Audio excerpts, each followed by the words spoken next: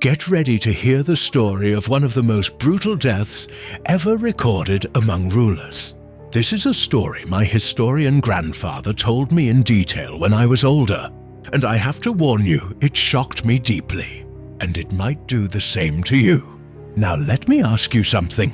Imagine you are a ruler. Not only do your own soldiers remove you from the throne, but they turn on you, attack you, and execute you in a way that is both humiliating and terrifying. What would you do? Yes, it's a horrific way to die. And what I just described is only a small part of what actually happened.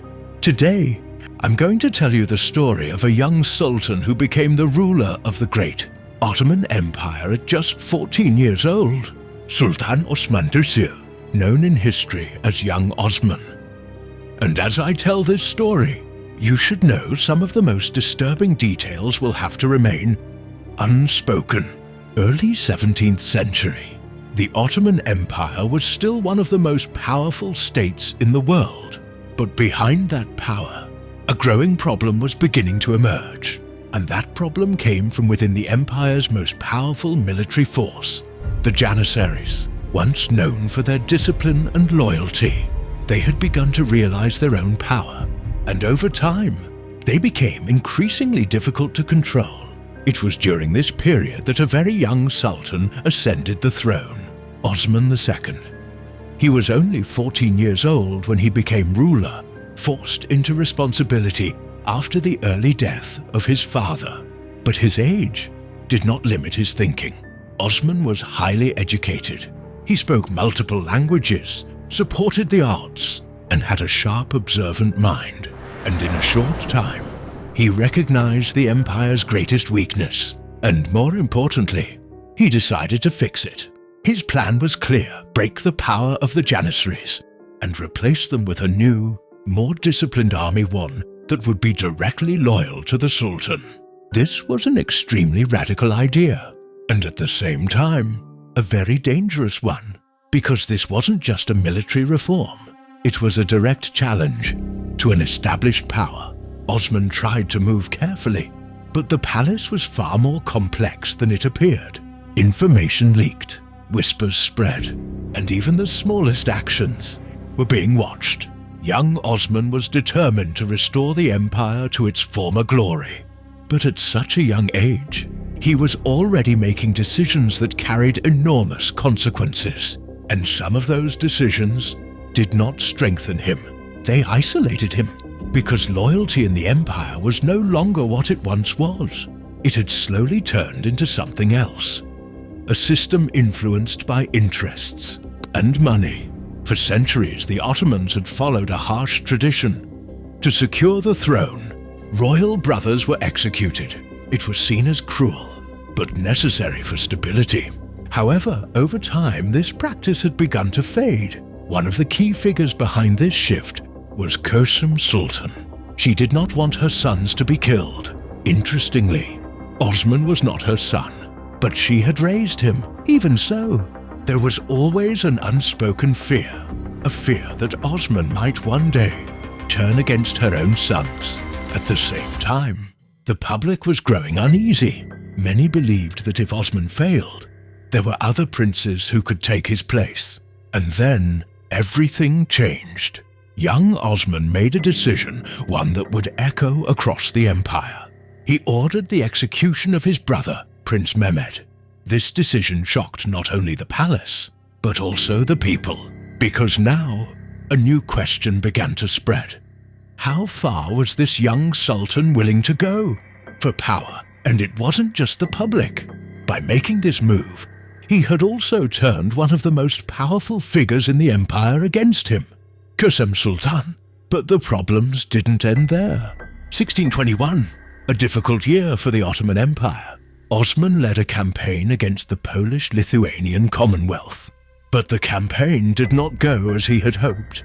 There were serious discipline issues within the army. The Janissaries were no longer as effective as before. Yet despite this, they continued to demand more money after every campaign. And for Osman, this confirmed something he could no longer ignore. With this army, The empire could not survive. When he returned to Istanbul after the campaign, he was no longer thinking the same way. His decisions had become harsher, his attitude more distant, and most importantly, he no longer fully trusted anyone. At the same time, life in Istanbul was far from easy. The empire was going through one of the harshest winters in its history, so severe that parts of the Bosphorus were said to have frozen over. The people were struggling, and many believed this brutal winter was not just a natural disaster, but a punishment for what they saw as the unjust killing of his brother.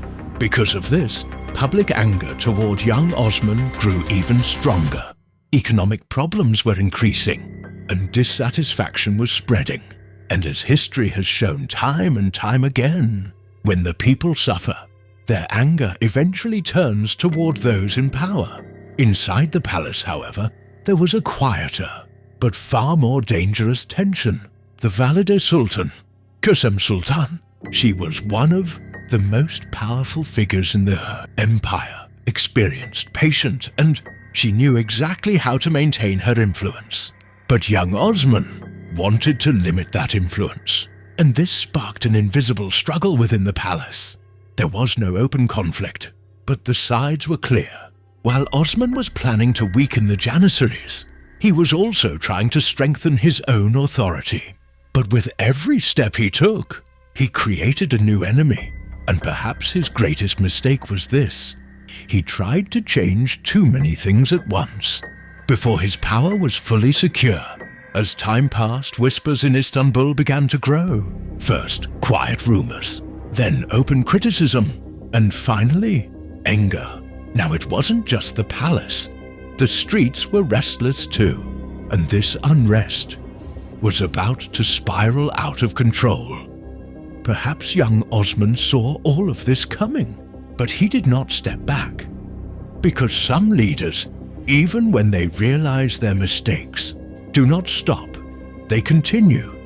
And sometimes the greatest downfalls begin exactly at that point. An irreversible chaos had begun to take hold within the state. Young Osman, with the inexperience of his age, was making critical mistakes. So let me ask you this: what would you do if you were in his position?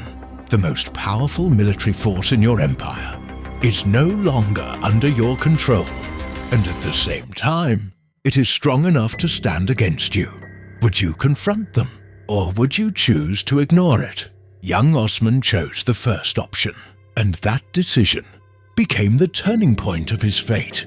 Meanwhile, in Istanbul, the situation was becoming increasingly complex. The winter of 1621 was one of the harshest ever recorded. The cold didn't just freeze the air, it froze people's lives. It is said that parts of the Bosphorus froze over, and people were able to walk across it.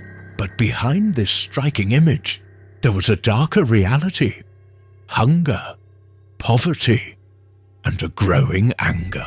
The people were struggling, prices were rising, finding work was becoming harder, and daily life was getting heavier with each passing day. And history has shown us one unchanging truth: when people suffer, their anger eventually turns toward those in power. But the real danger was not in the streets. It was inside the palace. Kösem Sultan, one of the most powerful women in Ottoman history. She had spent years within the system, learning exactly how power worked. She was patient, silent, but deeply influential. Young Osman, however, was different. He moved quickly. He wanted change. And most importantly, he did not want to share power. And at this point, two very different mindsets stood face to face. One, a force shaped by years of experience, focused on preserving balance. The other, a young, bold, but impatient ruler. There was no open conflict, but inside the palace, everyone could feel it. Something was not right. So let me ask you, which is more dangerous? An enemy you can clearly see, or someone silently watching you, waiting? During this time, one of young Osman's most ambitious plans became clearer. He wanted to go on pilgrimage, but this was no ordinary journey. According to his plan, he would pass into Anatolia, build a new army there, and return to Istanbul far more powerful than before. This was a direct challenge, and the plan did not remain secret. Whispers spread through the palace. The Janissaries heard about it, and in that moment, everything changed, because this was no longer just about reform. Now, it was about survival. For the Janissaries, the meaning was clear. If young Osman succeeded, it would be the end of them. So let me ask you, what would you do? A ruler is planning to eliminate you, and you still have power in your hands. Would you wait, or would you act first? As the year 1622 began, the tension in Istanbul could no longer be hidden. Unrest among the Janissaries was growing. Conversations in coffeehouses had changed. Rumors were spreading through the streets, and inside the palace, everyone could feel it. A storm was coming. But the most critical point was this. Young Osman still refused to step back. Perhaps he truly believed that he was doing the right thing. And because of that, he believed he would win. But history has shown us again and again, being right is not always enough to survive. And very soon, the streets of Istanbul would witness one of the harshest examples of that truth. The year is 1622. Istanbul was no longer a quiet city. Tension had grown to the point where it could be felt in the streets. Among the Janissaries, unrest was now openly discussed. Disobedience was increasing, and discipline had almost completely collapsed. This was no longer simple dissatisfaction. This was a rebellion waiting to happen. And then the spark was lit. The Janissaries rose up. They no longer wanted young Osman on the throne. Within a short time, the crowd grew. It wasn't just soldiers. Groups from the public began to join them as well. The streets of Istanbul fell into chaos. Torches were lit. Order began to break down rapidly. People were running. Whispers turned into shouts. And with every passing minute, the crowd grew larger. The rebels had a clear target: the palace. They marched to the gates of Topkapı Palace. This was an extremely dangerous moment in Ottoman history, because this was no longer just a rebellion. It was a direct challenge to the authority of the Sultan. Inside the palace, the situation was even more critical. Young Osman was rapidly being left alone. Support around him was collapsing one by one. Loyalty was being replaced by silence. Even the men he trusted the most had been killed. For a moment, Osman considered resisting, but there was no real force left to protect him. The Janissaries were no longer under his command. The rebels entered the palace. Control was completely lost, and their demands were clear. Young Osman would be removed from the throne. At that point, there was no longer a choice to be made. Young Osman was forced to step down. In his place, Mustafa Tafurs, who had previously been deposed, was brought back to the throne. This was an unusual and dangerous development in Ottoman history. But what truly mattered was what would happen next, because normally, a deposed sultan was not killed. He would be kept alive, under control. But this time, things were different. The rebellion was out of control. The anger was overwhelming, and no one truly knew how far this would go. Young Osman was taken from the palace. He was no longer a sultan, just a man without protection. And he was only 18 years old. They began taking him to the dungeons of Yedikule. What happened along the way is not fully clear, even in historical sources. But one thing is certain. This was not an ordinary journey. There was humiliation, anger, and an uncontrollable crowd. Some of the Janissaries went too far. They stripped young Osman of his dignity. They forced him into rough sack-like clothing, took the royal turban from his head, and placed him on a donkey, mocking him as they moved through the streets. Not all of them supported this. Many Janissaries believed this was wrong. Yes, he could be removed from the throne, but a sultan should have been treated with dignity, kept alive, and isolated in accordance with tradition. But the chaos had grown too large. No one could stop what was happening in that moment. They paraded him through the streets, and the people, it turned against their own ruler. Whatever they could find, they threw. Objects, insults, anger. It was no longer just a fall from power. It was complete humiliation. And perhaps this raises a deeper question. What is more terrifying? Being harmed by your enemies, or being humiliated by the very people you once ruled, the very people you once protected? At that moment, there was no turning back for young Osman. His plans, his dreams, and the future he wanted to build, all of it had collapsed. But perhaps the heaviest burden was this: he knew how it had all begun. And maybe he knew how it was about to end. That day in Istanbul, it wasn't just a sultan who was overthrown. The balance of the empire itself was shaken. The idea that a sultan was untouchable was broken, and now everyone was asking the same question. Would this end here? Or was something even worse about to happen? The answer was coming very soon. Young Osman was no longer a sultan. He had no throne, no power, and no one left to protect him. By the time he was brought into the dungeons of Yedikule, everything had already changed. This place had once been one of the empire's most important strongholds. But now, for him, it was not an exit. It was an end. The doors closed, and his connection to the outside world, it was gone. Qasim Sultan was too late to reach him. The boy she had once raised was now beyond her protection.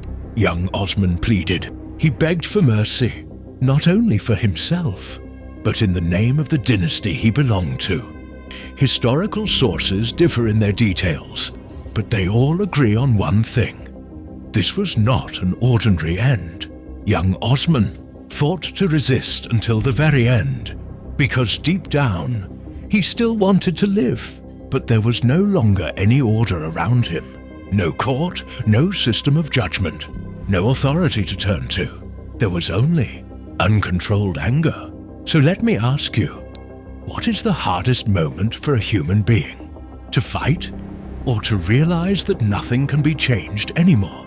For young Osman, that moment was very close. There was no one left to protect him, and then something happened that had never occurred before in Ottoman history. A sultan was killed by his own soldiers. The exact details of his death differ across historical accounts. But one thing is certain: this was not a quick or easy end. Some accounts suggest he was subjected to severe violence in his final moments, and perhaps the heaviest part was that he was fully aware of what was happening. Young Osman was only 18 years old. He had ruled an empire, but could not change his own fate. His death was not just the end of a ruler.